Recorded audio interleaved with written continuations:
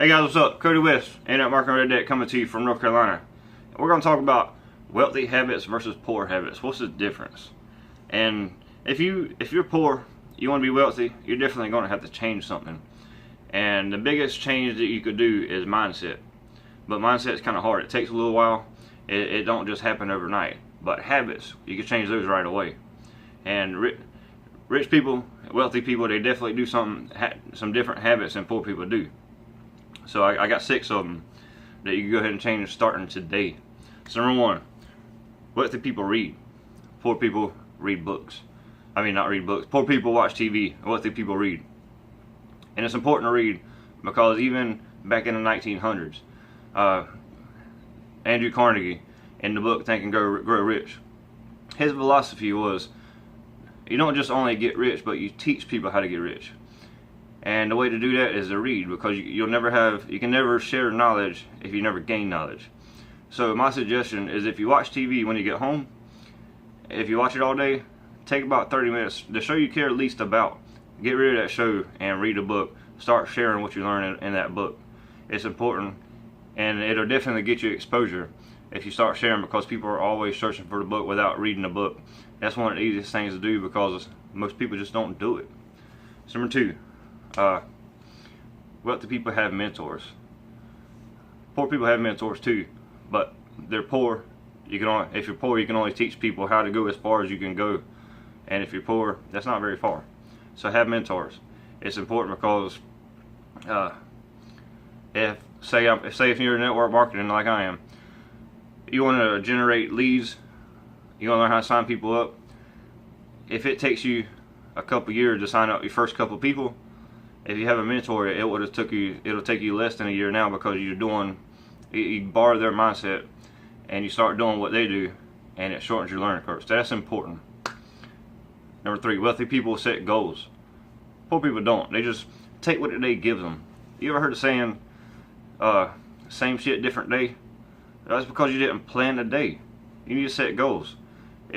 My goal is to get this video done and to do more research so I can get more videos done. I'm setting that goal. I have to get it done. If I don't get it done, I feel like crap, and I'll definitely have to do 2 videos the next day. But set goals, because if you don't set goals, you're planning to fail. The saying goes, planning to fail is failing to plan, right? So it's important to set goals, because if you don't, you're just not going to get anything done. Number 4, plan the whole. I know this kind of goes the same as the first one, plan the day ahead. But you set goals, and I talked about setting goals in number 3. Number 4, you want to plan the whole day ahead. If you don't plan the day ahead, you're still, just like I said before, you're going to get what life gives you. If you plan the whole day ahead though, what I started doing is planning my whole day ahead, and I learned there's a whole lot of time gaps. There's a couple of hours that I could be doing things when before I didn't think that was available. So if you plan the whole day ahead and write it down, what you did the day before compared to what you were doing, now you're going to see these big time gaps that you could be getting things done. Okay, so that's important. Number 5, wealthy people go the extra mile. That's important too. Even if it's at your job. I started going the extra mile at my job just to go ahead and take care of the things that I could take care of right away. Most people at their job, they just do what they can to get by, and that's cool. I mean, you keep your job, but if you go the extra mile, that's when you start getting more tips. That's when people start liking you better, and if anybody's going to get a raise, there's a better chance of you getting it if you go the extra mile. But in business, if you go the extra mile, that's how you build a legacy. People start sharing your content.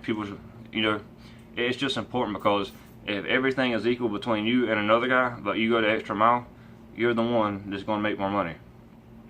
And number 6, this is real important. Learn to make money. I know we talked about reading books earlier, but learning to make money. If you don't learn to make money, you're not going to make it.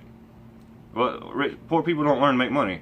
You ever heard the saying, the rich get richer and the poor stay poor? Well, if you only learn how to get poor, of course you're going to stay poor.